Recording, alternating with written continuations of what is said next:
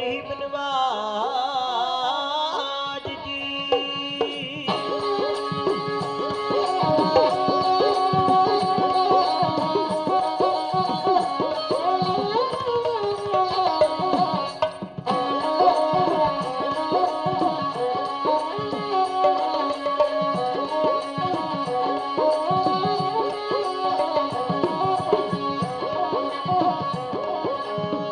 तुझी आगे अरदास हमारी, जियो पिंड सब तेरा। कहो नानक सब तेरी वडियाई, कोई नाओ न जाने मेरा।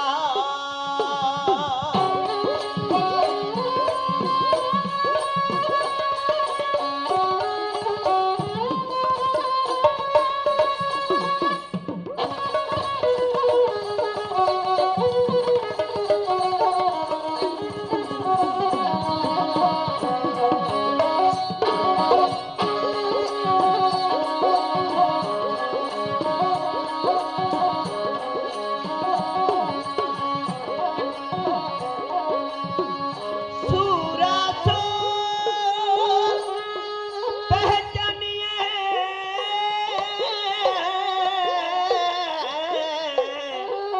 झूलर दीन के हेता।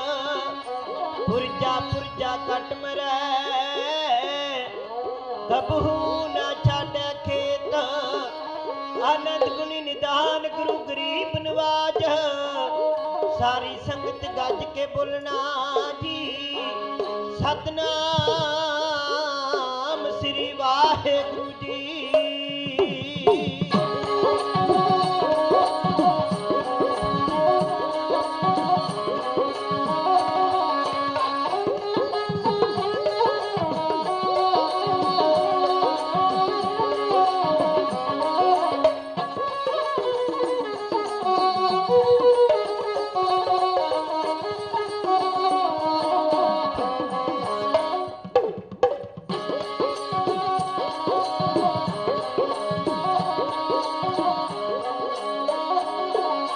हो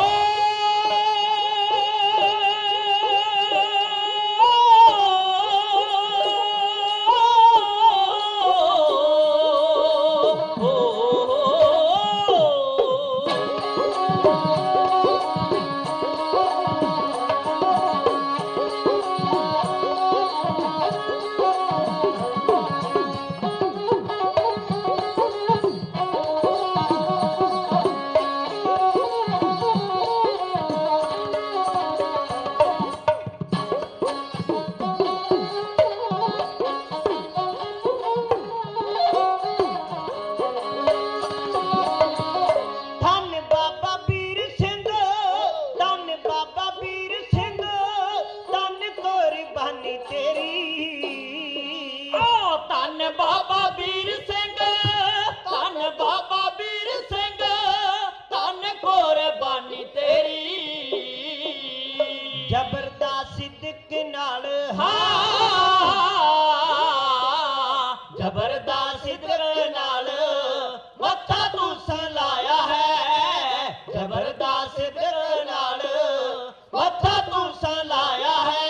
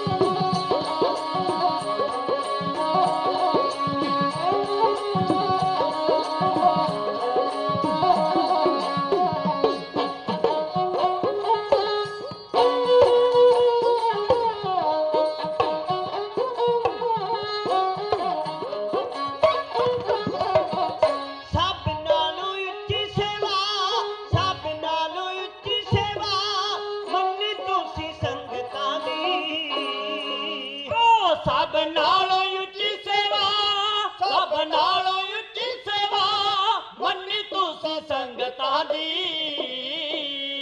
ਵਾਹਿਗੁਰੂ ਦਾ ਜਾਪ ਤੁਸਾਂ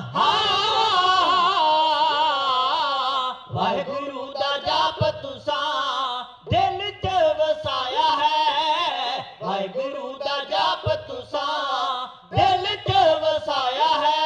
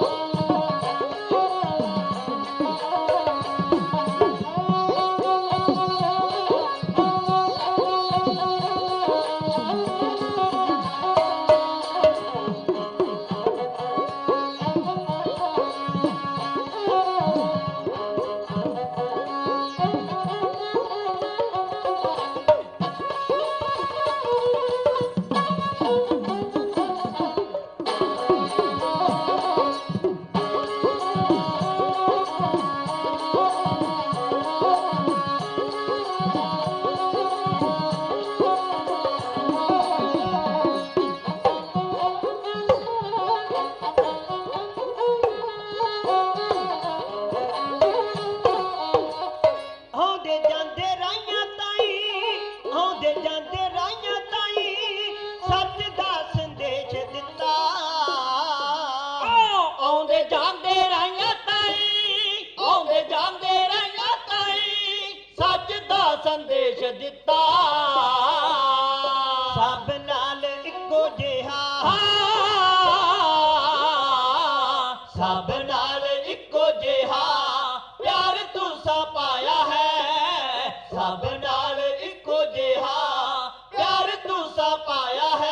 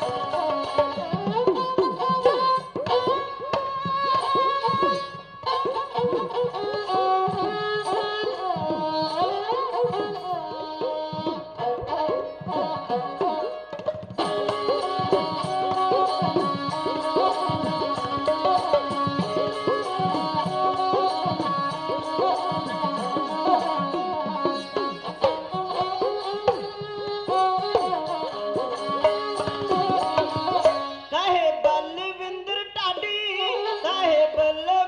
ਢਾਡੀ ਕੀਤੀ ਕੁਰਬਾਨੀ ਜਿਹੜੀ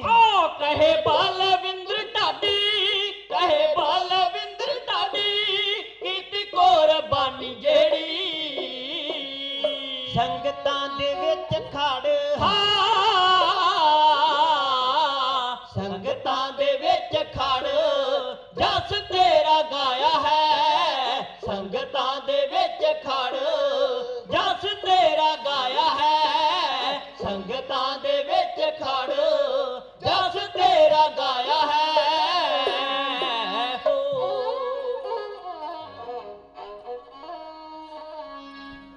ਭਗਤ ਸੂਰਮਾ ਦਾਨ ਦੇ ਕਰਨ ਵਾਲਾ ਵਿਰਲਾ ਲਾਲ ਮਾਤਾ ਪੈਦਾ ਕਰੇ ਕੋਈ ਕੋਈ ਹਰ ਕੋਈ ਆਪਣੀ ਪੰਡ ਨੂੰ ਚੁੱਕਦਾ ਏ ਪੰਡ ਕਿਸੇ ਦੀ ਸਿਰ ਤੇ ਧਰੇ ਕੋਈ ਕੋਈ ਖਾਤਰ ਆਪਣੇ ਮਰਦੀ ਏ ਕੁੱਲ ਦੁਨੀਆ ਦੇਸ਼ ਕੌਮ ਦੀ ਖਾਤਰ ਮਰੇ ਕੋਈ ਕੋਈ ਸੰਤ ਤੇ ਸਿਪਾਹੀ ਦਾ ਸਮੇਲ ਰੱਖਣ ਵਾਲੇ ਸਤਿਕਾਰਯੋਗ ਬਾਬਾ ਵੀਰ ਸਿੰਘ ਸਾਹਿਬ ਜੀ ਦੇ ਮਹਾਨ ਪਰਉਪਕਾਰਾਂ ਨੂੰ ਯਾਦ ਕਰਦਿਆਂ ਹੋਇਆਂ ਅੱਜ ਵਿਦੇਸ਼ ਦੀ ਧਰਤੀ ਤੇ ਸਮੁੱਚੇ ਵੀਰਾਂ ਨੇ ਸੁਚੱਜੇ ਤਰੀਕੇ ਨਾਲ ਪ੍ਰਬੰਧ ਕਰਕੇ ਇਹ ਉਹਨਾਂ ਦੀ ਕਰਨੀ ਨੂੰ ਯਾਦ ਕਰਦਿਆਂ ਹੋਇਆਂ ਅੱਜ ਦਾ ਸਮਾਗਮ ਜਿਹੜਾ ਉਹਨਾਂ ਨੂੰ ਮੁੱਖ ਰੱਖਿਆ ਹੈ। ਆਓ ਕਿਸੇ ਵੀ ਬਚਨ ਦੀ ਸਾਂਝ ਕਰਨ ਤੋਂ ਪਹਿਲਾਂ ਗੁਰੂ ਕਲਗੀਧਰ ਪਾਤਸ਼ਾਹ ਮਹਾਰਾਜ ਨੂੰ ਯਾਦ ਕਰੀਏ, ਮਹਾਰਾਜ ਸੱਚੇ ਪਾਤਸ਼ਾਹ ਤੋਂ ਆਗਿਆ ਲਈਏ। ਤੇ ਮਹਾਰਾਜ ਦਾ ਹੁਕਮ ਹੈ ਵੀ ਆਗੇ ਆਪਤ ਸਿੰਘ ਜੋ ਪਾਵੇ, ਵਾਹਿਗੁਰੂ ਜੀ ਕੀ ਫਤਿਹ ਬੁਲਾਵੇ। ਜਦੋਂ ਸਿੱਖ ਨੂੰ ਸਿੱਖ ਮਿਲੇ, ਕਿਸੇ ਬਚਨ ਦੀ ਸਾਂਝ ਪਾਉਣ ਤੋਂ ਪਹਿਲਾਂ ਉਹਨੂੰ ਫਤਿਹ ਜਿਹੜੀ ਮਹਾਰਾਜ ਨੇ ਆਖਿਆ ਬੁਲਾਉਣੀ ਲਾਜ਼ਮੀ ਹੋਵੇਗੀ। ਆਓ ਮਹਾਰਾਜ ਦੇ ਹੁਕਮਾਂ ਦੀ ਪਾਲਣਾ ਕਰਦਿਆਂ ਹੋਇਆਂ ਗੁਰਦੇਵ ਪਾਤਸ਼ਾਹ ਮਹਾਰਾਜ ਨੂੰ ਸੀਸ ਝੁਕਾ ਕੇ ਤੇ ਸਾਡੀ ਅਤੇ ਆਪਣੀ ਹਾਜ਼ਰੀ ਮਹਾਰਾਜ ਜੀ ਦੇ ਚਰਨਾਂ ਵਿੱਚ ਲਵਾਓ। ਗੱਜ ਵੱਜ ਕੇ ਫਤਿਹ ਬੁਲਾਓ। ਆਖੋ ਜੀ ਵਾਹਿਗੁਰੂ ਜੀ ਕਾ ਖਾਲਸਾ, ਵਾਹਿਗੁਰੂ ਜੀ ਕੀ ਫਤਿਹ। ਸਤਿਕਾਰਯੋਗ ਖਾਲਸਾ ਜੀ, ਸਮੁੱਚੇ ਪ੍ਰਬੰਧਕ ਸਾਹਿਬਾਨ, ਸਤਿਕਾਰਯੋਗ ਬਾਬਾ ਰਣ ਸਿੰਘ ਜੀ ਔਰ ਵੀਰ ਸੇਵਾ ਸਿੰਘ ਜੀ ਔਰ ਇੱਥੋਂ ਦੇ ਗੁਰੂ ਘਰ ਦੇ ਸਮੁੱਚੇ ਪ੍ਰਬੰਧਕ ਸਾਹਿਬਾਨ, ਜਿਨ੍ਹਾਂ ਨੇ ਬੜਾ ਸੋਹਣਾ ਉਪਰਾਲਾ ਕਰਕੇ ਮਹਾਂਪੁਰਖਾਂ ਨੂੰ ਯਾਦ ਕਰਦਿਆਂ ਹੋਇਆਂ ਅੱਜ ਦਾ ਸਮਾਗਮ ਜਿਹੜਾ ਰੱਖਿਆ ਹੈ। ਅੱਜ ਦੇ ਸਮਾਗਮ ਵਿੱਚ ਆਪਾਂ ਮਹਾਂਪੁਰਖਾਂ ਦੇ ਗੁਣਾਂ ਨਾਲ ਸਾਂਝ ਕਰਾਂਗੇ। ਸਤਿਕਾਰਯੋਗ ਬਾਬਾ ਖੜਕ ਸਿੰਘ ਜੀ ਦੇ ਪਰਿਵਾਰ ਦੇ ਮੈਂਬਰ ਵੀ ਹਾਜ਼ਰ ਨੇ, ਉਹਨਾਂ ਨੂੰ ਜੀ ਆਇਆਂ, ਸਭ ਦਾ ਧੰਨਵਾਦ। ਆਓ ਆਰੰਭ ਕਰਨ ਤੋਂ ਪਹਿਲਾਂ ਇੱਕ ਵਾਰ ਸਰਬੱਤ ਦਾ ਭਲਾ ਮੰਗੀਏ। ਜਿਹੜੇ ਸਰਬੱਤ ਦੇ ਭਲੇ ਵਾਸਤੇ ਬਾਬਾ ਵੀਰ ਸਿੰਘ ਸਾਹਿਬ ਜੀ ਨੇ ਮੁੱਖ ਸੇਵਾ ਨੂੰ ਜਿਹੜਾ ਸੇਵਾ ਨੂੰ ਪਹਿਲ ਦਿੱਤੀ, ਬਾਬਾ ਜੀ ਨੇ ਸਰਬੱਤ ਦੇ ਭਲੇ ਦੇ ਹੀ ਕਾਰਜ ਕੀਤੇ ਨੇ ਆਪਣੀ ਜ਼ਿੰਦਗੀ ਵਿੱਚ। ਵਿਚਰਦਿਆਂ ਆਉਂਦੇ ਜਾਂਦਿਆਂ ਭੁੱਖੇ ਰਾਹੀਆਂ ਨੂੰ ਬਾਬਾ ਜੀ ਨੇ ਆਪਣੇ ਡੇਰੇ ਵਿੱਚ ਲੰਗਰ ਪ੍ਰਸ਼ਾਦਾ ਛਕਾ ਕੇ ਔਰ ਹਰ ਇੱਕ ਗਰੀਬ ਗਰੂਬੇ ਦੀ ਸਹਾਇਤਾ ਕਰਨੀ, ਹਰ ਇੱਕ ਆਏ ਗਏ ਦੀ ਬਾਬਾ ਜੀ ਨੇ ਸੇਵਾ ਕਰਕੇ ਨਾਲ ਸੱਚ ਦਾ ਸੰਦੇਸ਼ ਦਿੱਤਾ। ਵਾਹਿਗੁਰੂ ਗੁਰਮੰਤਰ ਦਾ ਜਾਪ ਕਰਵਾ ਕੇ ਬਾਬਾ ਜੀ ਨੇ ਸਿੱਖ ਸੰਗਤਾਂ ਨੂੰ ਮਹਾਰਾਜ ਜੀ ਦੇ ਲੜ ਲਾਉਂਦੇ ਰਹੇ। ਆਓ ਸਾਰੇ ਸਿੱਖ ਸੰਗਤਾਂ ਇੱਕੇ ਵਾਰ ਕਹਿਣ ਤੇ ਆਖੋ, ਨਾਨਕ ਨਾਮ ਚੜ੍ਹਦੀ ਕਲਾ, ਤੇਰੇ ਭਾਣੇ ਸਰਬੱਤ ਦਾ ਭਲਾ। ਸਤਿਕਾਰਯੋਗ ਖਾਲਸਾ ਜੀ, ਅੰਮ੍ਰਿਤਸਰ ਸਾਹਿਬ ਜੀ ਦੀ ਪਾਵਨ ਪਵਿੱਤਰ ਧਰਤੀ ਤੇ ਸਾਰਿਆਂ ਨੇ ਦਰਸ਼ਨ ਦਿਦਾਰੇ ਕੀਤੇ ਨੇ। ਉੱਥੋਂ ਜਦੋਂ ਅਸੀਂ ਅੰਮ੍ਰਿਤਸਰ ਸਾਹਿਬ ਜੀ ਦੀ ਪਾਵਨ ਪਵਿੱਤਰ ਧਰਤੀ ਤੋਂ ਖੇਮ ਕਰਨ ਵਾਲੇ ਰੋਡ ਤੇ ਜਾਈਏ, ਉਹਦੇ ਵਿਚਕਾਰ ਇੱਕ ਸ਼ਹਿਰ ਆਉਂਦਾ ਹੈ ਜਿਹਨੂੰ ਛੋਟਾ ਜਿਹਾ ਸ਼ਹਿਰ ਝਬਾਲ ਆਖਿਆ ਜਾਂਦਾ ਹੈ, ਜਿੱਥੋਂ ਦੇ ਮਾਈ ਭਾਗੋ ਜੀ ਹੋਏ, ਜਿਨ੍ਹਾਂ ਨੇ ਖਦਰਾਣੇ ਦੀ ਢਾਬ ਤੇ ਜੰਗ ਵਿੱਚ ਵੱਡਾ ਯੋਗਦਾਨ ਪਾਇਆ। ਉਸ ਤੋਂ ਅੱਗੇ ਇੱਕ ਛੋਟਾ ਜਿਹਾ ਕਸਬਾ ਆਉਂਦਾ ਹੈ, ਨਗਰ ਦਾ ਨਾਂ ਹੈ ਗੱਗੋ ਬੂਆ। ਗੱਗੋ ਬੂਏ ਦੀ ਨਗਰ ਦੀ ਧਰਤੀ ਉੱਤੇ ਸਤਿਕਾਰਯੋਗ ਬਾਬਾ ਸੇਵਾ ਸਿੰਘ ਜੀ ਔਰ ਮਾਤਾ ਧਰਮ ਕੌਰ ਦੀ ਕੁੱਖ ਤੋਂ ਬਾਬਾ ਜੀ ਦੇ ਘਰ ਵਿੱਚ ਸੰਤ ਤੇ ਸਿਪਾਹੀ ਦੋਵਾਂ ਦਾ ਸਮੇਲ ਰੱਖਣ ਵਾਲੇ ਮਹਾਂਪੁਰਖ ਨੇ ਜਨਮ ਲਿਆ 3 ਸਾਉਣ ਨੂੰ। ਬਾਬਾ ਜੀ ਬਾਬਾ ਵੀਰ ਸਿੰਘ ਸਾਹਿਬ ਜੀ ਦਾ ਜਨਮ 3 ਸਾਉਣ ਨੂੰ ਨਗਰ ਗੱਗੋ ਬੂਆ ਦੀ ਧਰਤੀ ਤੇ ਬਾਬਾ ਸੇਵਾ ਸਿੰਘ ਜੀ ਦੇ ਘਰ ਵਿੱਚ ਹੋਇਆ। ਯਾਦ ਰੱਖੋ, ਇਹੋ ਜਿਹੇ ਤਪਸਵੀ ਔਰ ਸਾਧੂ ਤੇ ਸੰਤ ਤੇ ਸਿਪਾਹੀ, ਇਹਨਾਂ ਦਾ ਜਨਮ ਉਸ ਕੁੱਖ ਤੋਂ ਹੁੰਦਾ ਹੈ ਜਿਨ੍ਹਾਂ ਦੀ ਆਪ ਦੀ ਬੰਦਗੀ ਵੱਡੀ ਹੋਵੇ। ਉਹਨਾਂ ਦੀ ਕਿੱਡੀ ਵੱਡੀ ਬੰਦਗੀ ਹੋਵੇਗੀ ਸਤਿਕਾਰਯੋਗ ਮਾਤਾ ਧਰਮ ਕੌਰ ਜੀ ਦੀ ਔਰ ਬਾਬਾ ਸੇਵਾ ਸਿੰਘ ਸਾਹਿਬ ਜੀ ਦੀ, ਜਿਨ੍ਹਾਂ ਦੀ ਕੁੱਖ ਵਿੱਚੋਂ ਐਸੇ ਮਹਾਂਪੁਰਖਾਂ ਨੇ ਜਨਮ ਲਿਆ। ਬਾਬਾ ਸੇਵਾ ਸਿੰਘ ਸੀ ਜਿਹੜੇ ਉਹ ਸਰਦਾਰ ਨਿਹਾਲ ਸਿੰਘ ਦੀ ਫੌਜ ਵਿੱਚ ਸਿੱਖ ਫੌਜਾਂ ਵਿੱਚ ਭਰਤੀ ਹੋਏ ਸਨ। ਉਹਨਾਂ ਨੇ ਵੱਡੀਆਂ ਸੇਵਾਵਾਂ ਕੀਤੀਆਂ, ਭਰਤੀ ਹੋ ਕੇ ਤੇ ਸਿੱਖ ਰਾਜ ਦੀ ਵੱਡੀ ਸੇਵਾ ਕੀਤੀ। ਬਾਬਾ ਸੇਵਾ ਸਿੰਘ ਸਾਹਿਬ ਜੀ ਮੁਲਤਾਨ ਦੀ ਜੰਗ ਵਿੱਚ ਜੰਗ ਲੜ ਰਹੇ ਸਨ। ਉੱਥੇ ਕਹਿੰਦੇ ਜੰਗ ਲੜਦਿਆਂ ਲੜਦਿਆਂ ਇੱਕ ਵਾਰ ਤੋਪ ਦਾ ਪਹੀਆ ਟੁੱਟ ਗਿਆ ਤੇ ਭੰਗੀਆਂ ਵਾਲੀ ਤੋਪ ਜਿਹਨੂੰ ਆਖਿਆ ਜਾਂਦਾ ਸੀ, ਉਹ ਤੋਪ ਜਿਹੜੀ ਸੀ ਗੋਲੇ ਦਾਗਣੋਂ ਹਟ ਗਈ।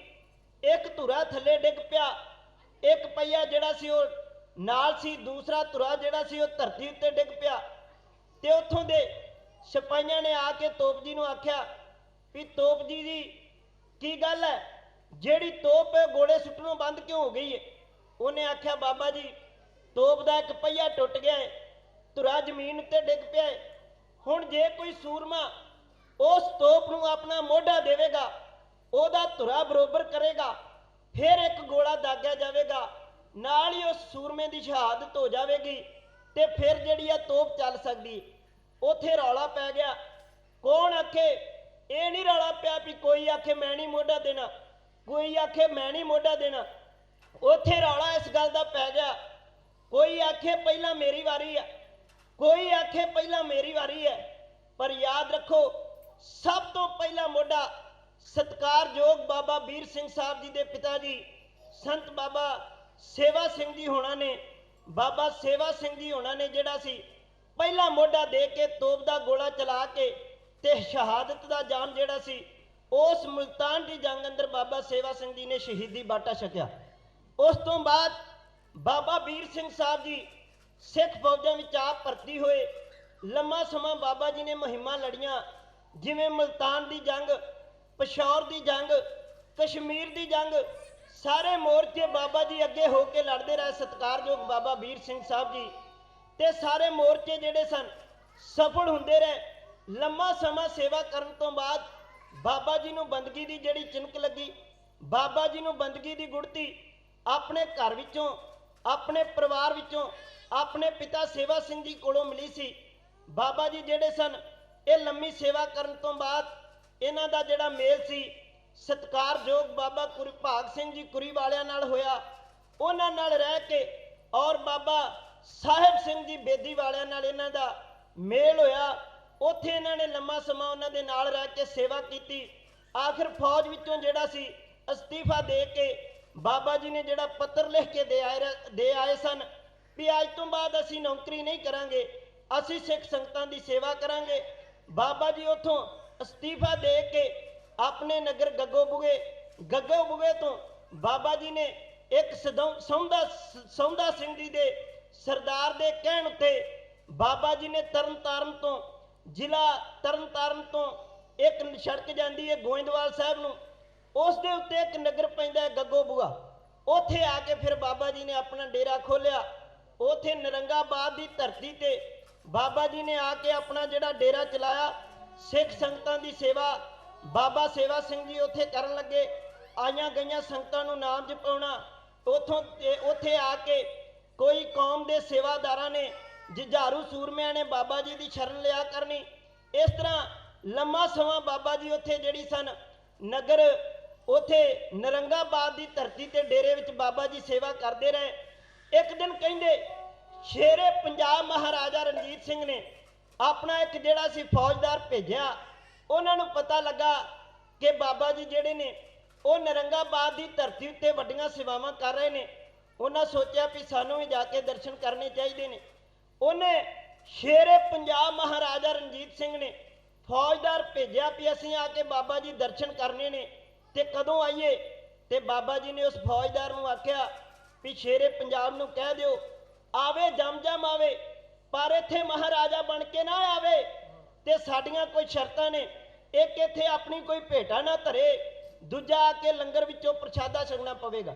ਇਹ ਸਾਰੀਆਂ ਸ਼ਰਤਾਂ ਜਿਹੜੀਆਂ ਸਨ ਸ਼ੇਰੇ ਪੰਜਾਬ ਮਹਾਰਾਜਾ ਰਣਜੀਤ ਸਿੰਘ ਨੇ ਮੰਨੀਆਂ।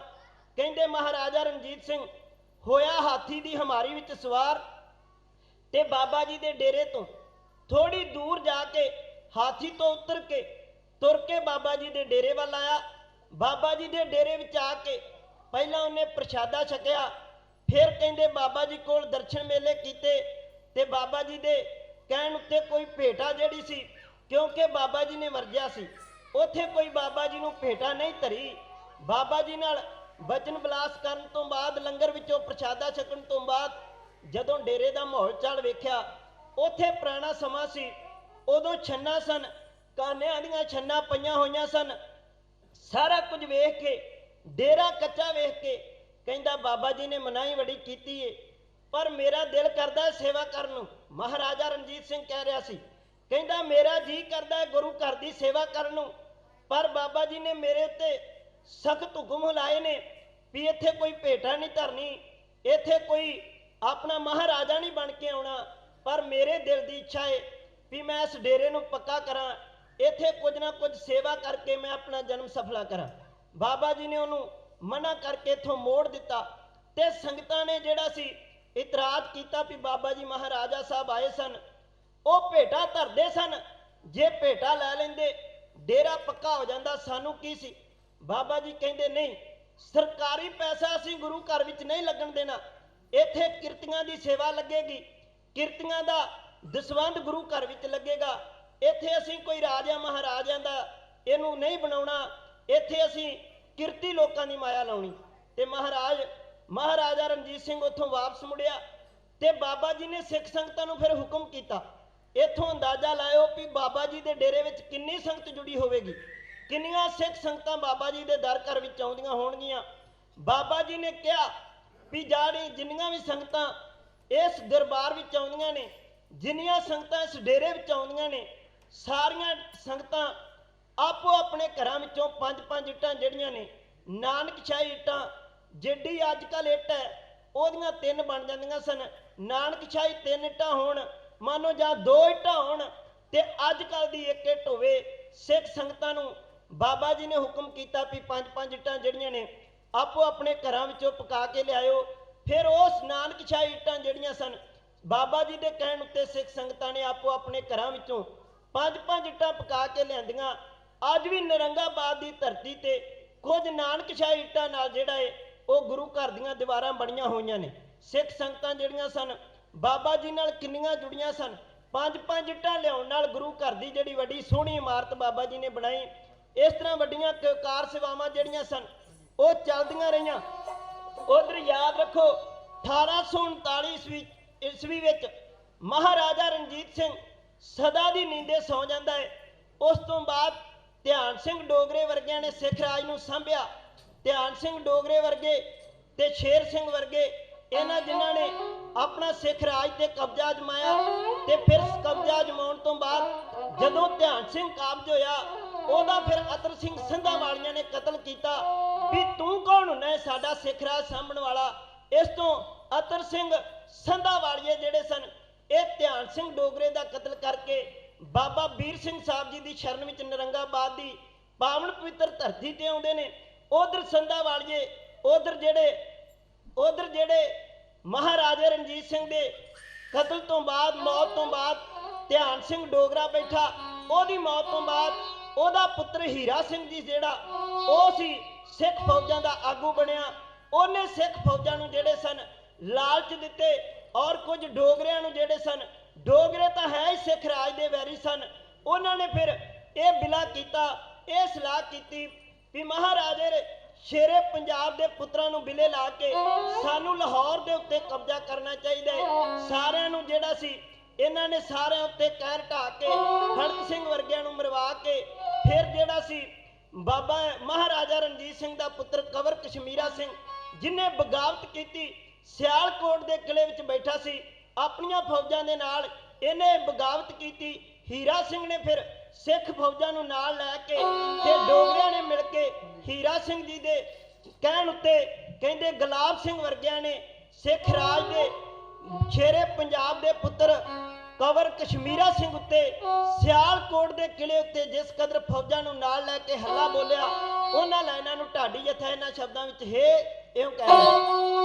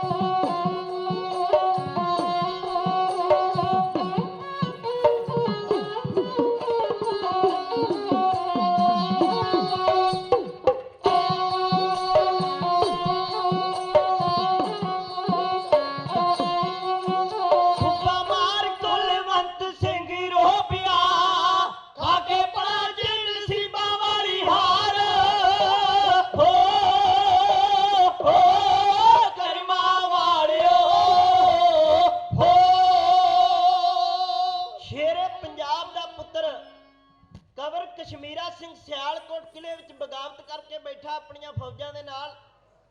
ਉਧਰ ਧਿਆਨ ਸਿੰਘ ਡੋਗਰੇ ਦੇ ਮੁੰਡੇ ਨੇ ਹੀਰਾ ਸਿੰਘ ਨੇ ਆਪਣੀਆਂ ਫੌਜਾਂ ਨੂੰ ਹੁਕਮ ਦੇ ਦਿੱਤਾ ਵੀ ਇਹਨਾਂ ਦਾ ਕੰਡਾ ਕੱਢਣਾ ਚਾਹੀਦਾ ਹੈ ਤੇ ਤੁਹਾਨੂੰ ਜਿਹੜਾ ਹੈ ਤੁਹਾਡੀਆਂ ਤਨਖਾਹਾਂ ਵਿੱਚ ਵਾਧਾ, ਤੁਹਾਨੂੰ ਜਿਹੜਾ ਹੈ ਕੈਂਠੇ ਬੁੱਧਕੀਆਂ ਦੇ ਲਾਲਚ ਦੇ ਕੇ ਸਰਦਾਰਾਂ ਨੂੰ ਵੀ ਆਪਣੇ ਨਾਲ ਰਲਾ ਲਿਆ ਤੇ ਸਰਦਾਰ ਕੰਵਰ ਕਸ਼ਮੀਰਾ ਸਿੰਘ ਜੀ ਦੇ ਕਿਲੇ ਉੱਤੇ ਹੱਲਾ ਕੀਤਾ। ਇਹਨਾਂ ਨੇ ਤੋਪਾਂ ਚਾੜੀਆਂ, ਟੈਂਕ ਚਾੜੇ, ਤੀਰਾਂ ਦੀਆਂ ਝੜੀਆਂ ਜਿਹੜੀਆਂ ਸਨ ਇਹਨਾਂ ਨੇ ਇਹਦੀਆਂ ਕੰਵਰ ਕਸ਼ਮੀਰਾ ਸਿੰਘ ਦੀਆਂ ਫੌਜਾਂ ਉੱਤੇ ਜਿਹੜੇ ਬਰਸਾਉਣੇ ਸ਼ੁਰੂ ਕੀਤੇ। ਸਿਆਲਕੋਟ ਕਿਲੇ ਦੇ ਉੱਤੇ ਆ ਕੇ ਜਿਹੜਾ ਇਹਨਾਂ ਨੇ ਇੱਕ ਵਾਰ ਹੱਲਾ ਕੀਤਾ। ਕਹਿੰਦੇ ਸਰਦਾਰ ਕਸ਼ਮੀਰਾ ਸਿੰਘ ਨੇ ਸ਼ੇਰੇ ਪੰਜਾਬ ਦੇ ਪੁੱਤਰ ਨੇ ਇਹਨਾਂ ਦਾ ਡਟ ਕੇ ਮੁਕਾਬਲਾ ਕੀਤਾ, ਪਰ ਆਖਰ ਕੀ ਹੋਇਆ ਵੀ ਹੀਰਾ ਸਿੰਘ ਦੀਆਂ ਫੌਜਾਂ ਜਿੱਤ ਗਈਆਂ, ਕਸ਼ਮੀਰਾ ਸਿੰਘ ਦੀਆਂ ਫੌਜਾਂ ਹਾਰ ਗਈਆਂ ਤੇ ਹਾਰੀਆਂ ਹੋਈਆਂ ਫੌਜਾਂ ਜਿਹੜੀਆਂ ਸਨ ਉੱਥੋਂ ਦੌੜ ਗਈਆਂ। ਤੇ ਹਾਰੀਆਂ ਹੋਈਆਂ ਫੌਜਾਂ ਤੋਂ ਬਾਅਦ ਸਰਦਾਰ ਕਸ਼ਮੀਰਾ ਸਿੰਘ ਸੀ ਜਿਹੜਾ ਉਹ ਆਪਣੀ ਪਤਨੀ ਨੂੰ ਨਾਲ ਲੈ ਕੇ ਘੋੜੇ ਉੱਤੇ ਸਵਾਰ ਹੋ ਕੇ ਸਿਆਲਕੋਟ ਦੇ ਕਿਲੇ ਨੂੰ ਛੱਡ ਕੇ ਉੱਥੋਂ ਫਿਰ ਨੱਸਦਾ ਏ ਇੱਕ ਨਦੀ ਦੇ ਕੰਢੇ ਕੰਢੇ ਤੇ ਦੌੜਦਾ ਆਪਣੇ ਘੋੜੇ ਉੱਤੇ ਆਪਣੀ ਨਾਲ ਆਪਣੀ ਘਰਵਾਲੀ ਨੂੰ ਨਾਲ ਲੈ ਕੇ, ਰਾਣੀ ਨੂੰ, ਗਰਭਵਤੀ ਰਾਣੀ ਨੂੰ ਸਰਦਾਰ ਕਸ਼ਮੀਰਾ ਸਿੰਘ ਨਾਲ ਲੈ ਕੇ ਉੱਥੋਂ ਦੌੜਦਾ ਜਾਂਦਾ ਏ। ਕਹਿੰਦੇ ਜਿਹਨੂੰ ਅਜੇ ਬੱਚਾ ਜੰਮਣ ਵਿੱਚ ਭਾਵੇਂ ਸਮਾਂ ਰਹਿੰਦਾ ਸੀ, ਪਰ ਘੋੜੇ ਦੀ ਸਵਾਰੀ ਹੋਣ ਕਰਕੇ ਤੇ ਉਹਨੂੰ ਜਨਨ ਪੀੜਾ ਸ਼ੁਰੂ ਹੋਈ। ਰਸਤੇ ਵਿੱਚ ਉਹ ਮਾਰਿਆ ਮੁਸੀਬਤਾਂ ਦਾ ਕੰਵਰ ਕਸ਼ਮੀਰਾ ਸਿੰਘ ਤੇ ਕਹਿੰਦੇ ਆਖਰਕਾਰ ਥਾਂ ਲੱਭਣ ਲੱਗਾ ਵੀ ਹੁਣ ਕਿੱਥੇ ਖੜਿਆ ਜਾਵੇ ਰਾਣੀ ਨੂੰ।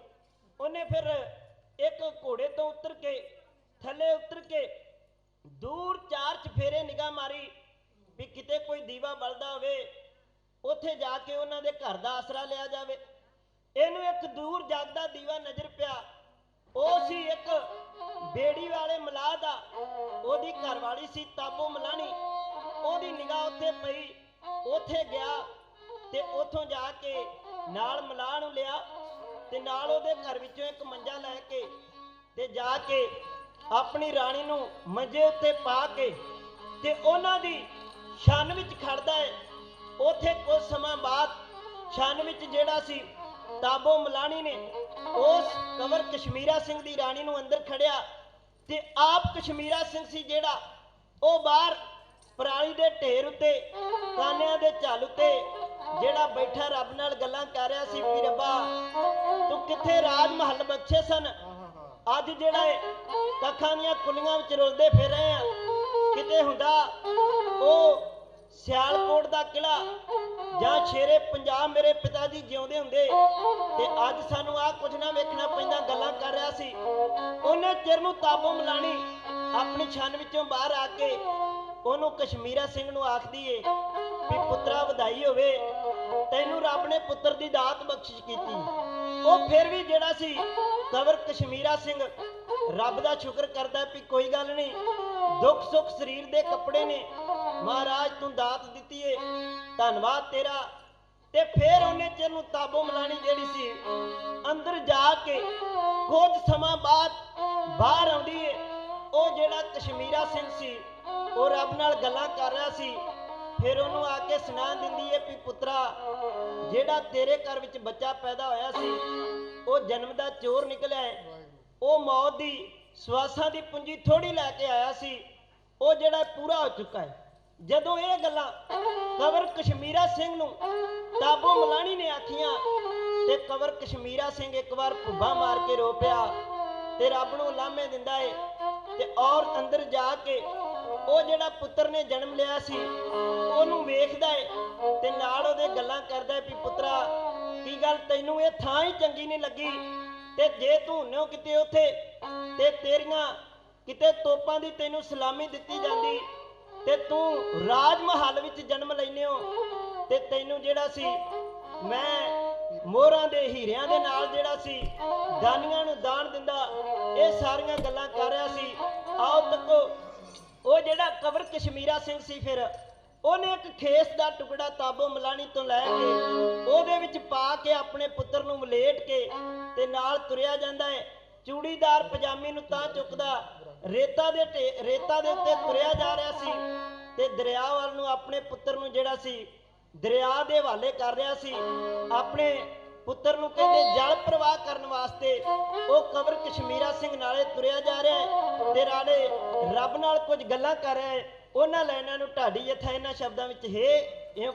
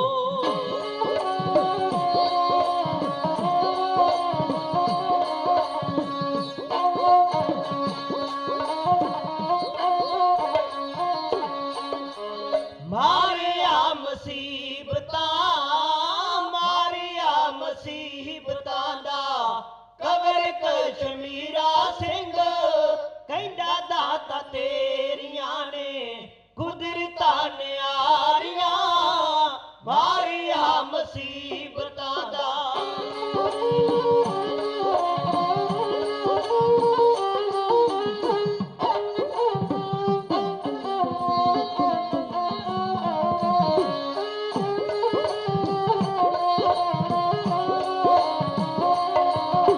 ਮੁਸੀਬਤਾਂ ਦਾ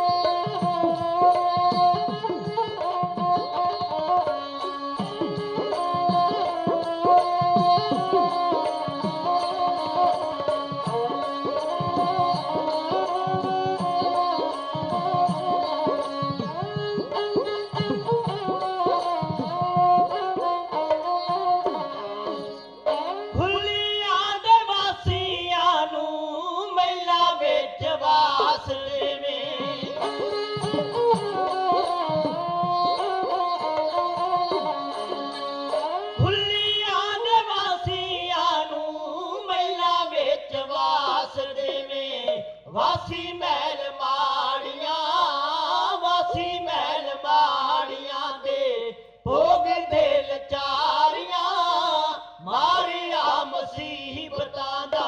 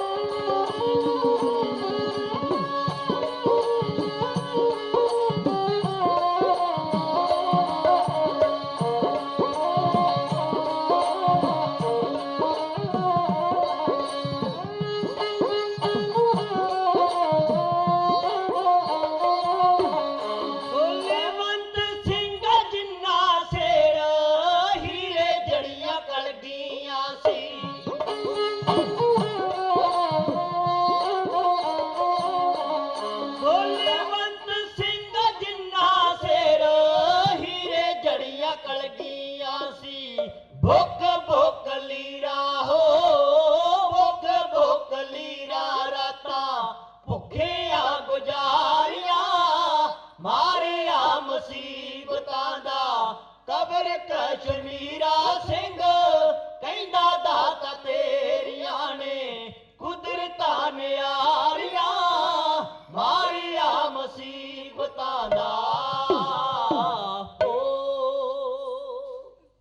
ਕਸ਼ਮੀਰਾ ਸਿੰਘ ਸੀ ਜਿਹੜਾ ਉਹ ਆਪਣੇ ਪੁੱਤਰ ਨੂੰ ਜਿਹੜਾ ਖੇਸ ਦੇ ਟੁਕੜੇ ਵਿੱਚ ਵਲੇਟ ਕੇ ਤੇ ਕਹਿੰਦੇ ਉਸ ਦਰਿਆ ਦੀ ਭੇਟਾ ਕਰਕੇ ਵਾਪਸ ਆਉਂਦਾ ਏ, ਆਪਣੀ ਪ੍ਰਾਣੀ ਨੂੰ ਨਾਲ ਲੈ ਕੇ ਉਥੋਂ ਕਹਿੰਦਾ ਫਿਰ ਘੋੜੇ ਤੇ ਸਵਾਰ ਹੋ ਕੇ, ਕਿਉਂਕਿ ਪਿੱਛੇ ਡੋਗਰੇ ਲੱਗੇ ਹੋਏ ਸਨ, ਭਾਵੇਂ ਜਨਨ ਪੀੜਾ ਤਾਂ ਬਹੁਤ ਜ਼ਿਆਦੀ ਸੀ, ਪਰ ਫਿਰ ਵੀ ਆਪਣੀ ਜ਼ਿੰਦਗੀ ਦਾ ਬਚਾਅ ਕਰਨ ਵਾਸਤੇ ਉਹ ਦੋਵੇਂ ਜੀ ਕਵਰ ਕਸ਼ਮੀਰਾ ਸਿੰਘ ਤੇ ਉਹਦੀ ਰਾਣੀ ਉਹ ਫਿਰ ਉਥੋਂ ਘੋੜੇ ਤੇ ਸਵਾਰ ਹੋ ਕੇ ਤੇ ਕਹਿੰਦੇ ਕਿਧਰ ਦਾ ਰੁਖ ਕਰਦੇ ਨੇ। ਉਹਨਾਂ ਨੂੰ ਜਿਹੜੀ ਸੀ ਆਸ ਸੀ ਬਾਬਾ ਵੀਰ ਸਿੰਘ ਜੀ ਦੇ ਡੇਰੇ ਵਿੱਚ ਜਾਣ ਦੀ, ਉਹਨਾਂ ਉੱਥੇ ਪਹੁੰਚਣਾ ਸੀ। ਕਹਿੰਦੇ ਉਧਰੋਂ ਇਹ ਇੱਥੋਂ ਤੁਰਦੇ ਨੇ, ਉਧਰੋਂ ਜਾਂਦਿਆਂ ਨੂੰ ਬਾਬਾ ਵੀਰ ਸਿੰਘ ਸਾਹਿਬ ਜੀ ਆਪਣੇ ਡੇਰੇ ਵਿੱਚ ਨਰੰਗਾਬਾਦ ਦੀ ਧਰਤੀ ਤੇ ਬੈਠੇ ਨੇ।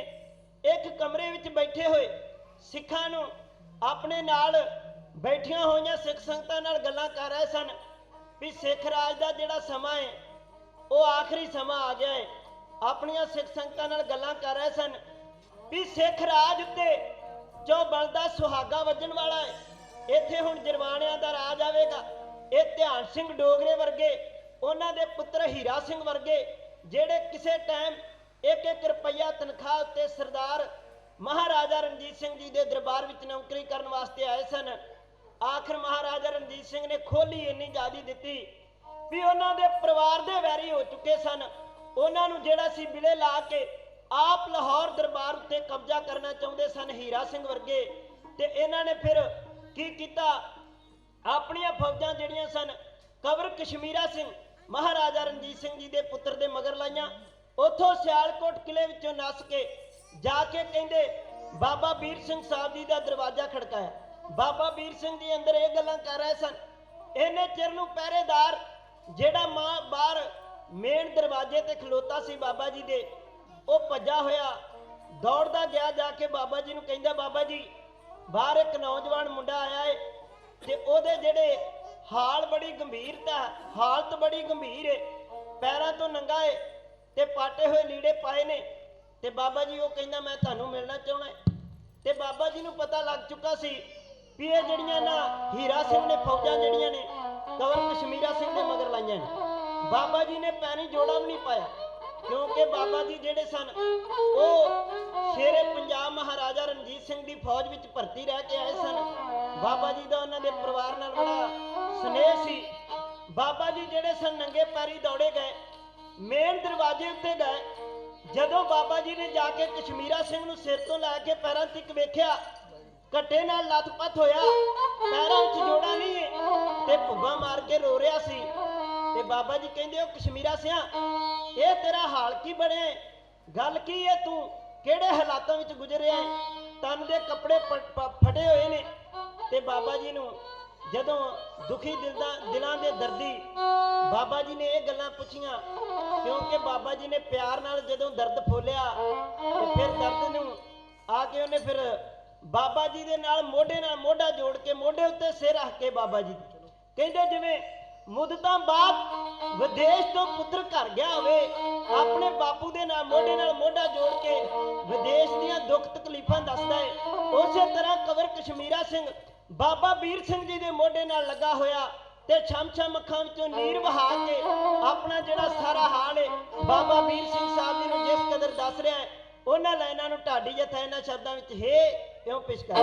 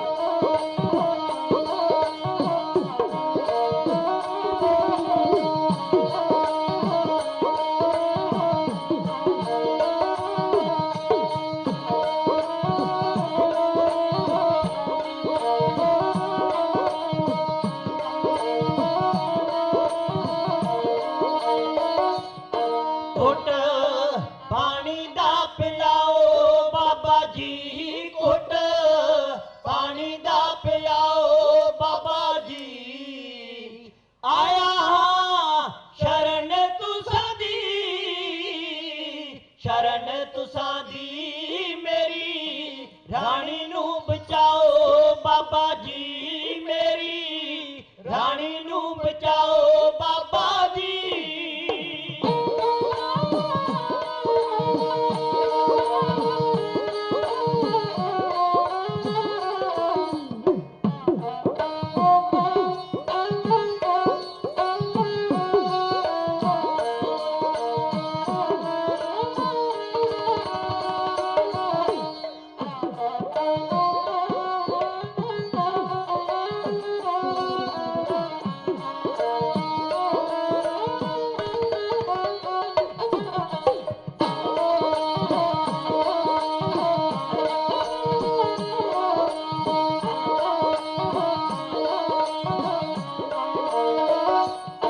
ਕਿਤੇ ਮਿਲਦੀ ਨਾ ਟੋਈ ਏ, ਕਿਤੇ ਮਿਲਦੀ ਨਾ ਟੋਈ ਏ, ਤੁਸਾਂ ਦੇ ਬਗੈਰ ਬਾਬਾ ਜੀ, ਬਗੈਰ ਬਾਬਾ ਜੀ ਮੇਰਾ ਆਸਰਾ ਨਾ ਕੋਈ ਏ, ਮੇਰਾ ਆਸਰਾ ਨਾ ਕੋਈ ਏ।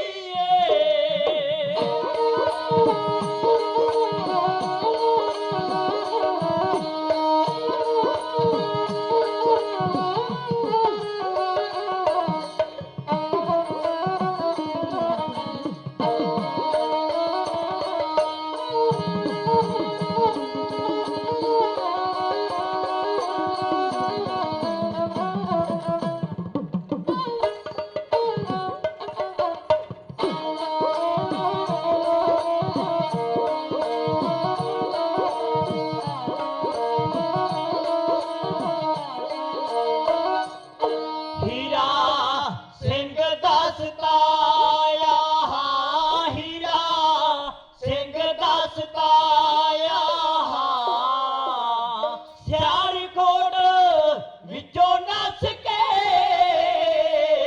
ਵਿੱਚੋਂ ਨੱਸ ਕੇ ਤੁਹਾਡੇ ਦਾਰੀ ਉੱਤੇ ਆਇਆ, ਹਾਂ ਤੁਹਾਡੇ ਦਾਰੀ ਉੱਤੇ ਆਇਆ, ਹਾਂ ਤੁਹਾਡੇ ਦਾਰੀ ਉੱਤੇ ਆਇਆ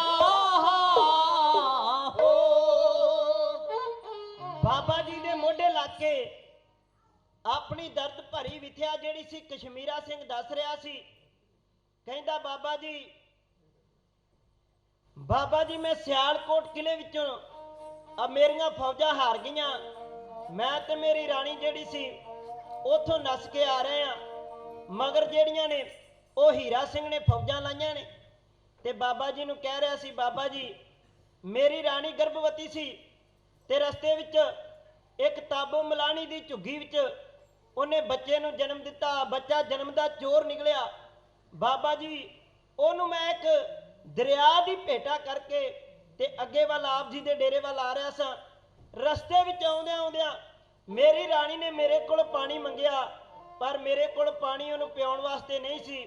ਉਹ ਬੇਹੋਸ਼ ਹੋ ਕੇ ਤੇ ਮਗਰ ਧਰਤੀ ਤੇ ਡਿੱਗ ਪਈ ਹੈ।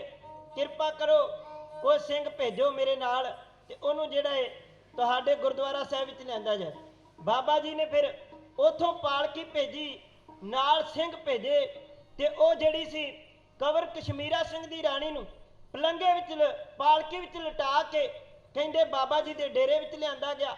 ਉੱਥੇ ਲਿਆ ਕੇ ਉਹਨੂੰ ਜਿਹੜਾ ਸੀ ਪਾਣੀ ਪਿਆ ਕੇ ਹੋਸ਼ ਵਿੱਚ ਲਿਆਂਦਾ ਗਿਆ। ਦਵਾਈ ਬੂਟੀ ਜਿਹੜੀ ਸੀ ਉਹ ਬਾਬਾ ਜੀ ਨੇ ਡੇਰੇ ਵਿੱਚ ਲਿਆ ਕੇ ਕੰਵਰ ਕਸ਼ਮੀਰਾ ਸਿੰਘ ਦੀ ਰਾਣੀ ਦੀ ਕਰਵਾਈ।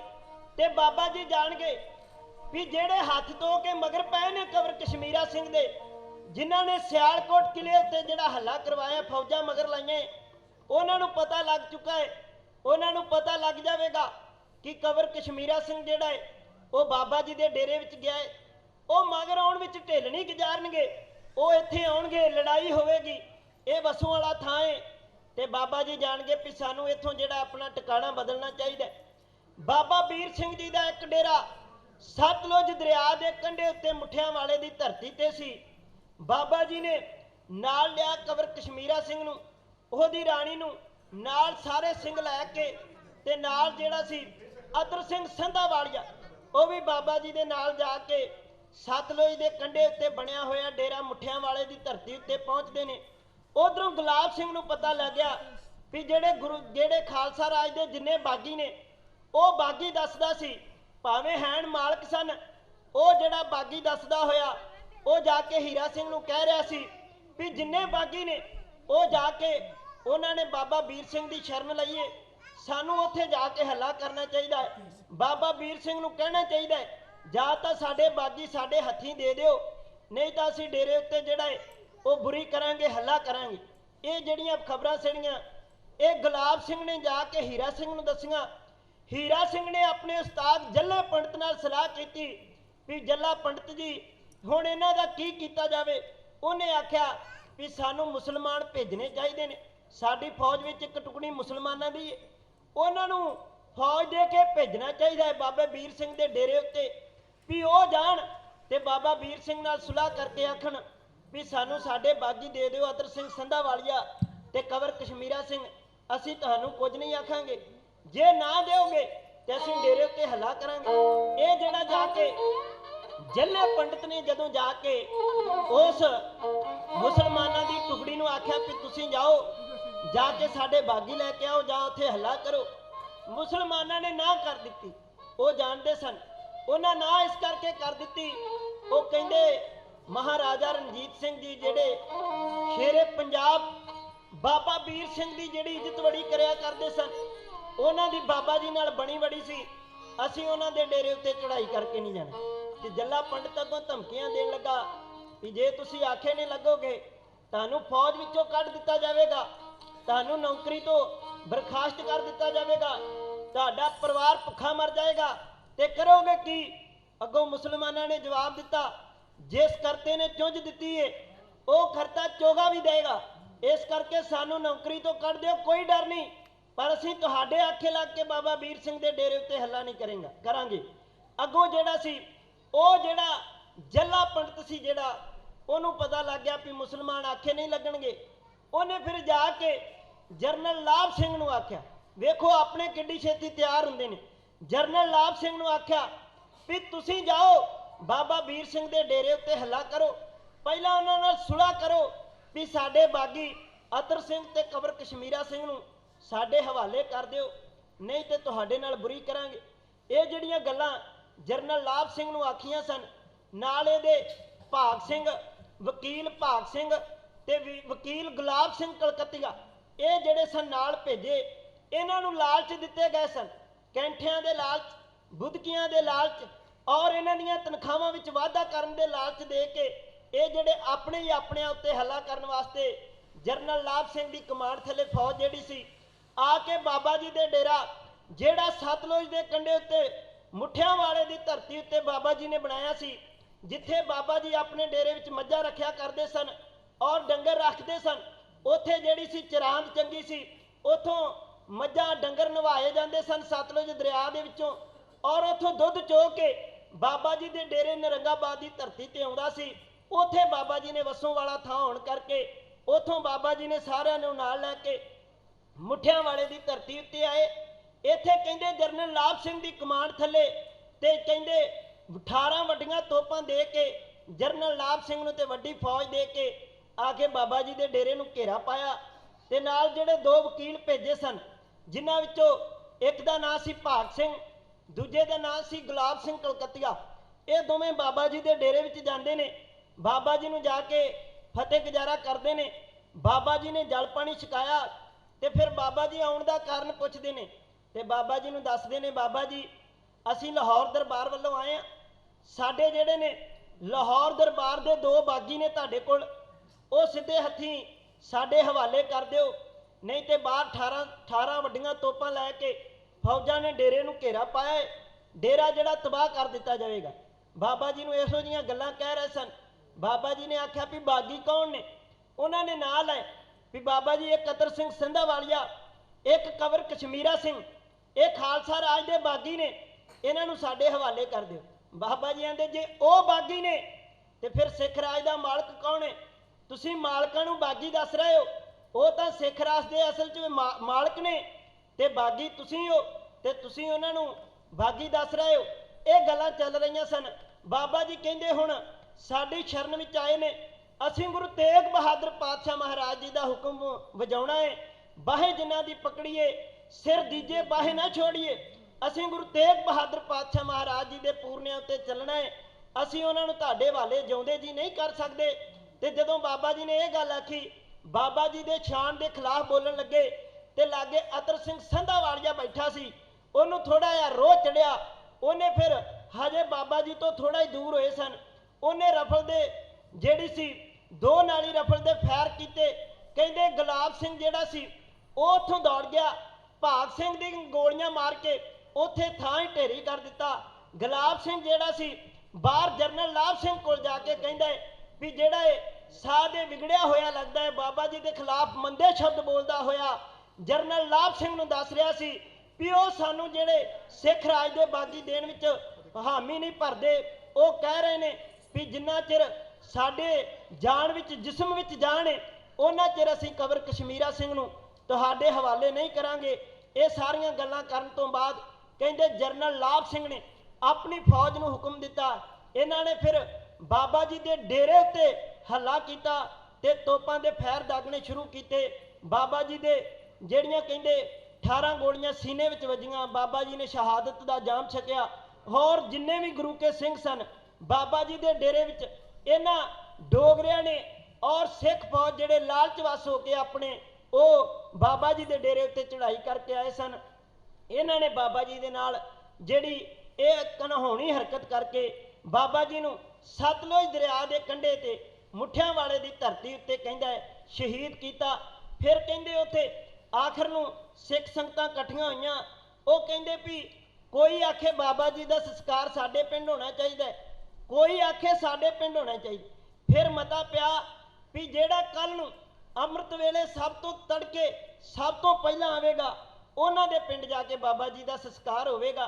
ਕਹਿੰਦਾ ਕੋਈ 2 ਵਜੇ ਉੱਠਿਆ, ਕੋਈ 4 ਵਜੇ ਉੱਠਿਆ, ਕੋਈ 1 ਵਜੇ ਉੱਠਿਆ ਵੀ ਅਸੀਂ ਬਾਬਾ ਜੀ ਦੀ ਦੇਹ ਨੂੰ ਆਪਣੇ ਪਿੰਡ ਲਿਆ ਕੇ ਸੰਸਕਾਰ ਕਰਨਾ ਹੈ। ਪਰ ਕਹਿੰਦੇ ਰਤੋਕਿਆਂ ਵਾਲੇ ਜਿਹੜੇ ਸਨ ਉਹ ਸਾਰੀ ਰਾਤ ਉੱਥੇ ਹੀ ਬੈਠੇ ਰਹੇ, ਉਹ ਹਿੱਲੇ ਹੀ ਨਾ। ਤੇ ਉਹਨਾਂ ਅਗਲੇ ਦਿਨ ਬਾਬਾ ਜੀ ਦੀ ਦੇਹ ਨੂੰ ਜਿਹੜਾ ਸੀ ਆਪਣੇ ਪਿੰਡ ਨਗਰ ਰਤੋ ਕੇ ਲਿਆ ਕੇ ਬਾਬਾ ਜੀ ਦਾ ਸੰਸਕਾਰ ਕੀਤਾ। ਅੱਜ ਵੀ ਉੱਥੇ ਬਹੁਤ ਵੱਡਾ ਭਾਰੀ ਜੋੜ ਮੇਲਾ ਜਿਹੜਾ ਹੈ ਨਗਰ ਰਤੋਕਿਆਂ ਵਿਖੇ 2 ਦਿਨ ਬਾਬਾ ਜੀ ਦੀ ਯਾਦ ਵਿੱਚ ਮਹਾਨ ਜੋੜ ਮੇਲਾ ਮਨਾਇਆ ਜਾਂਦਾ ਹੈ। ਇਸ ਕਰਕੇ ਜਿਹੜੇ ਸਾਧੂ ਹੁੰਦੇ ਨੇ ਇਹ ਸਭ ਦੇ ਸਾਂਝੇ ਹੁੰਦੇ ਨੇ, ਕਿਸੇ ਤੇ ਅਤਿਆਚਾਰ ਹੁੰਦਾ ਵੇਖ ਕੇ ਨਹੀਂ ਜਰ ਸਕਦੇ। ਇਹ ਬਾਬਾ ਵੀਰ ਸਿੰਘ ਜੀ ਜਿੱਥੇ ਨਾਲ ਨਾਲ ਸੰਤ ਸਨ ਉੱਥੇ ਸਿਪਾਹੀ ਵੀ ਸਨ। ਬਾਬਾ ਜੀ ਨੇ ਡਟ ਕੇ ਜਿਹੜੀ ਸੀ ਕਬਰ ਕਸ਼ਮੀਰਾ ਸਿੰਘ ਦੀ, ਅਤਰ ਸਿੰਘ ਸੰਧਾਵਾਲੀਆਂ ਦੀ ਆਪ ਦੀ ਛਾਤੀ ਵਿੱਚ ਗੋਲੀਆਂ ਖਾ ਕੇ ਬਾਬਾ ਜੀ ਨੇ ਆਪਣੇ ਪ੍ਰਾਣਾਂ ਦੀ ਆਹੂਤੀ ਦੇ ਕੇ ਉਹਨਾਂ ਦੀ ਮਦਦ ਕੀਤੀ। ਹੋਈਆਂ ਭੁੱਲਾਂ ਚੁੱਕਾਂ ਦੀ ਮਾਫੀ। ਆਪ ਗੁਰੂ ਕੀਆਂ ਸਰਬੱਤ ਸਿੱਖ ਸੰਗਤਾਂ ਦਾ ਬਹੁਤ ਬਹੁਤ ਧੰਨਵਾਦ। ਸਤਿਕਾਰਯੋਗ ਬਾਬਾ ਰਣ ਸਿੰਘ ਜੀ ਔਰ ਉਹਨਾਂ ਦੇ ਸਹਿਯੋਗੀ ਸੱਜਣ ਵੀਰ ਸੇਵਾ ਸਿੰਘ ਜੀ ਔਰ ਭਾਈ ਅਵਤਾਰ ਸਿੰਘ ਜੀ ਖੰਡਾ ਜਿਨ੍ਹਾਂ ਨੇ ਹੁਕਮ ਲਾ ਕੇ ਆਪ ਸਿੱਖ ਸੰਗਤਾਂ ਦੇ ਦਰਸ਼ਨ ਦੀਦਾਰੇ ਕਰਵਾਏ ਨੇ, ਸਭ ਦਾ ਧੰਨਵਾਦ। ਸਤਿਕਾਰਯੋਗ ਢਾਡੀ ਭਾਈ ਕੁਲਦੀਪ ਸਿੰਘ ਜੀ ਭੁੱਲਾ ਰਾਈ ਉਹਨਾਂ ਦੇ ਪਰਿਵਾਰਕ ਮੈਂਬਰ ਆਏ ਨੇ, ਉਹਨਾਂ ਨੂੰ ਜੀ ਆਇਆਂ ਨੂੰ, ਉਹਨਾਂ ਦਾ ਧੰਨਵਾਦ। ਮਹਾਰਾਜ ਸੱਚੇ ਪਾਤਸ਼ਾਹ ਦੀ ਕਿਰਪਾ ਕਰਨ। ਆਓ ਪ੍ਰਬੰਧਕਾਂ ਵੱਲੋਂ ਇੱਕ ਕਵਿਤਾ ਕਹਿਣ ਦਾ ਹੁਕਮ ਹੋਇਆ ਹੈ। ਆਓ ਸਰਬੱਤ ਸ਼ਹੀਦਾਂ ਸਿੰਘਾਂ ਨੂੰ ਯਾਦ ਕਰਦਿਆਂ ਹੋਇਆਂ ਸ਼ਾਇਰ ਕਹਿੰਦਾ ਹੈ ਉਹਨਾਂ ਲੋਕਾਂ ਦੀ ਮੰਜ਼ਿਲ ਦਾ ਰਾਹ ਸਿੱਧਾ ਵੱਲ ਜਿਨ੍ਹਾਂ ਨੂੰ ਆਇਆ ਸ਼ਹੀਦੀਆਂ ਦਾ, ਉਹ ਹੈ ਕੌਮ ਪੂੰਜੀਦਾਰ ਜ਼ਿੰਦਗੀ ਦੀ, ਜਿਸ ਉਹ ਕੌਮ ਹੈ ਪੂੰਜੀਦਾਰ ਜ਼ਿੰਦਗੀ ਦੀ ਜਿਹਦੇ ਕੋਲ ਸਰਮਾਇਆ ਸ਼ਹੀਦੀਆਂ ਦਾ। ਮਿਰਤੇ ਮੌਤ ਨੂੰ ਗਲੀ ਜੋ ਹਾਰ ਪਾ ਕੇ ਜੀਵਨ ਵੇਚਣਾ ਉਹਨਾਂ ਦੀ ਹਾਰ ਵੇਖੀ, ਝੋਲੀ ਜਿਹਦੀ ਸ਼ਹੀਦਾਂ ਦੇ ਫੁੱਲ ਬਹੁਤੇ ਮੈਂ ਉਸ ਕੌਮ ਦੇ ਬਾਗੀ ਬਹਾਰ ਵੇਖੀ। ਆਓ ਸ਼ਹੀਦਾਂ ਸਿੰਘਾਂ ਨੂੰ ਯਾਦ ਕਰਦਿਆਂ ਹੋਇਆਂ ਬਾਪੂ ਸੀਤਲ ਜੀ ਦੀ ਕਲਮ ਤੋਂ ਲਿਖੀਆਂ ਹੋਈਆਂ ਲਾਈਨਾਂ ਢਾਡੀ ਜੀ ਦਾ ਆਪ ਜੀ ਦੀ ਖਿਦਮਤ ਵਿੱਚ ਹੈ ਇਉਂ ਕਹਿ ਰਿਹਾ।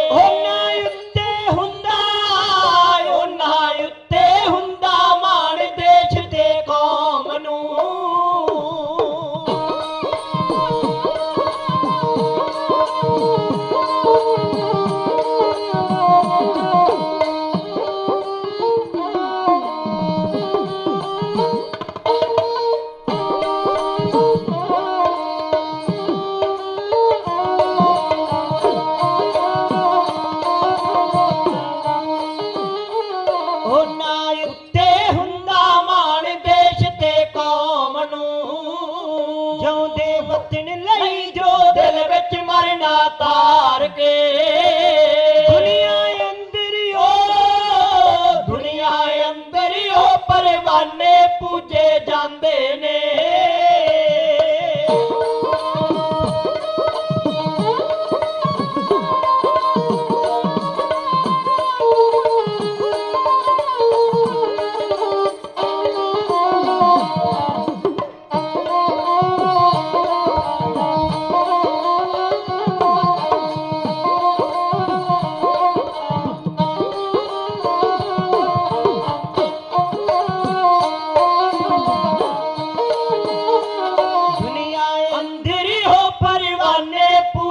ਜਾਂਦੇ ਨੇ ਹੱਥੀਂ ਆਪ ਜਗਾਉਂਦੇ ਜੋਤਾ ਸੋਚ ਵਿਚਾਰ ਕੇ।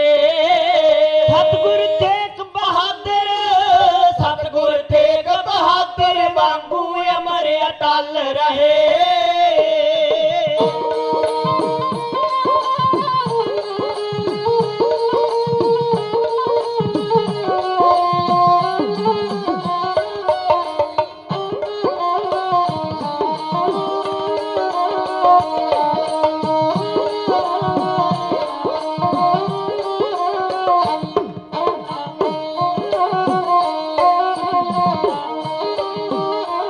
ਸਤਿਗੁਰ ਤੇਗ ਬਹਾਦਰ ਵਾਂਗੂ ਅਮਰ ਅਟਲ ਰਹੇ।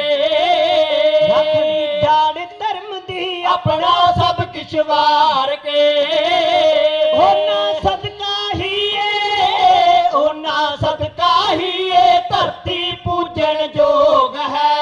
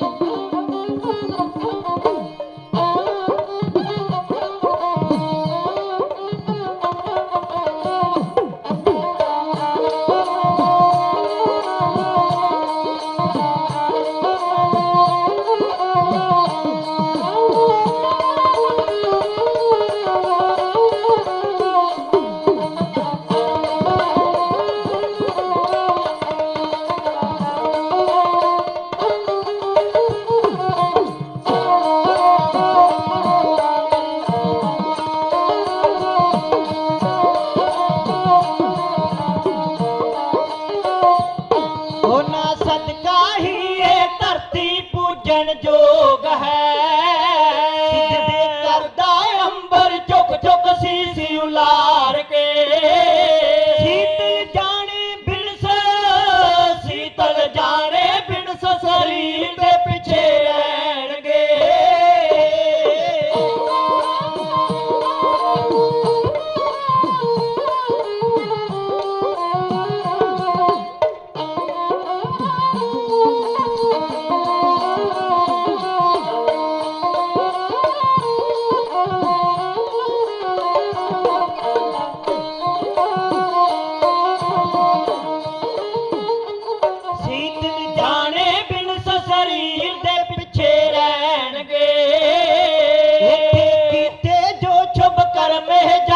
ਤਾਰ ਕੇ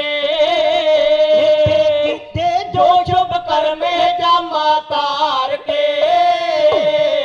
ਹੋ ਸੀਤਲ ਜਾਣੇ ਬਿਨਸ ਸਰੀਰ ਦੇ ਪਿੱਛੇ ਰਹਿਣਗੇ। ਇੱਥੇ ਕੀਤੇ ਜੋ ਸ਼ੁਭ ਕਰਮੇ ਹਜਾਮਾ ਧਾਰ ਕੇ। ਬਾਪੂ ਸੀਤਲ ਜੀ ਕਹਿੰਦੇ ਨੇ ਤੇ ਸਰੀਰ ਤੇ ਇਸ ਸੰਸਾਰ ਦੇ ਜਾਣ ਪਿੱਛੋਂ ਸੰਸਾਰ ਉੱਤੇ ਉਹੋ ਹੀ ਨੇਕੀਆਂ ਰਹਿਣੀਆਂ ਨੇ ਜਿਹੜੀਆਂ ਸੰਸਾਰ ਵਿੱਚ ਆ ਕੇ ਕੀਤੀਆਂ ਹੋਈਆਂ। ਪ੍ਰਭੂ ਦਾ ਨਾਮ, ਮਾੜੇ ਦੀ ਮਦਦ, ਗਰੀਬ ਦੀ ਹਾਮੀ ਭਰੀ ਹੋਈ, ਇਹ ਸਾਰੀਆਂ ਚੀਜ਼ਾਂ ਨਾਲ ਜਾਣੀਆਂ ਨੇ। ਇਹੋ ਕੁਝ ਸੰਸਾਰ ਦੇ ਮਗਰ ਜਿਹੜਾ ਲੋਕਾਂ ਨੇ ਯਾਦ ਕਰਨਾ ਹੈ। ਅਕਸਰ ਨਹੀਂ ਤਾਂ ਸਾਰੇ ਲੋਕ ਆਪੋ ਆਪਣੇ ਧੰਦਿਆਂ ਵਿੱਚ ਖੱਜਤ ਹੋਏ ਆਪਣੇ ਧੀਆਂ ਪੁੱਤਰਾਂ ਦੀ ਖਾਤਰ ਤਾਂ ਹਰ ਕੋਈ ਮਰਦਾ ਹੈ, ਉਹਨਾਂ ਦੀ ਖਾਤਰ ਜੋੜ ਕੇ ਚਲੇ ਜਾਂਦੇ ਨੇ। ਉਹਨਾਂ ਦੇ ਜਾਣ ਮਗਰੋਂ ਕੋਈ ਉਹਨਾਂ ਦਾ ਨਾਂ ਨਹੀਂ ਲੈਂਦਾ। ਇਸ ਸੰਸਾਰ ਉੱਤੇ ਆ ਕੇ ਆਪਣੇ ਧਰਮ ਵਾਸਤੇ, ਆਪਣੀ ਕੌਮ ਵਾਸਤੇ ਕੁਝ ਕੀਤਾ ਹੋਵੇ ਉਹਨਾਂ ਨੂੰ ਲੋਕ ਯਾਦ ਕਰਦੇ ਨੇ। ਜਿਸ ਤਰ੍ਹਾਂ ਅੱਜ ਤੁਸੀਂ ਬਾਬਾ ਵੀਰ ਸਿੰਘ ਸਾਹਿਬ ਜੀ ਦੀ ਕਰਨੀ ਨੂੰ ਯਾਦ ਕਰ ਰਹੇ ਹੋ, ਸਭ ਦਾ ਧੰਨਵਾਦ। ਭੁੱਲਾਂ ਨੂੰ ਨਾ ਚਿਤਾਰਦੇ ਹੋਏ ਗੱਜ ਵੱਜ ਕੇ ਫਤਿਹ ਬੁਲਾਓ। ਕੋਟਾਨ ਕੋਟ ਸ਼ੁਕਰਾਨਾ ਸਾਹਿਬ ਸਤਿਗੁਰੂ ਸ੍ਰੀ ਗੁਰੂ ਗ੍ਰੰਥ ਸਾਹਿਬ ਸੱਚੇ ਪਾਤਸ਼ਾਹ ਜੀ ਦਾ ਜੀ, ਜਿਨ੍ਹਾਂ ਸਭ ਨੂੰ ਬਲ ਉਦਮ ਦੇ ਕੇ ਮਹਾਰਾਜ ਨੇ ਆਪਣੇ ਚਰਨਾਂ ਵਿੱਚ ਜੋੜ ਕੇ ਆਪਣੀ ਕੌਮ ਦੇ ਜੁਝਾਰੂ ਯੋਧਿਆਂ ਨੂੰ ਯਾਦ ਕਰਨ ਦਾ ਮਹਾਰਾਜ ਨੇ ਸਵੱਬ ਬਖਸ਼ਿਸ਼ ਕੀਤਾ ਹੈ। ਮਹਾਰਾਜ ਜੀ ਦਾ ਕੋਟਾਨ ਕੋਟ ਸ਼ੁਕਰਾਨਾ ਜੀ। ਗੱਜ ਵੱਜ ਕੇ ਫਤਿਹ ਬੁਲਾਓ। ਆਖੋ ਵਾਹਿਗੁਰੂ ਜੀ ਕਾ ਖਾਲਸਾ, ਵਾਹਿਗੁਰੂ ਜੀ ਕੀ ਫਤਿਹ।